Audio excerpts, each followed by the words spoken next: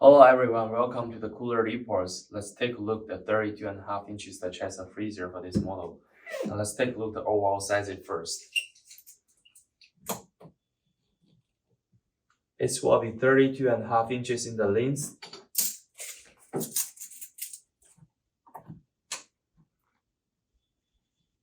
(22 inches in the depth,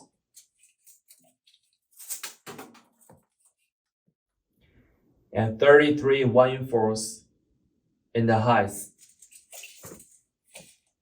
And you can see the units, they're having the temperatures controlling here, power lines, and the water drains over there.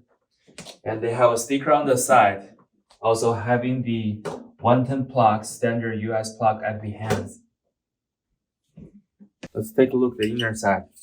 They do have a small manual thermometers display right here. And see the measurements. This will be 28 inches in the length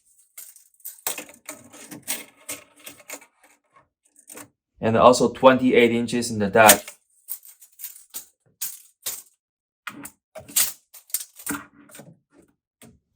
And 16.5 inches in the width. For the basket, the 7 inches wide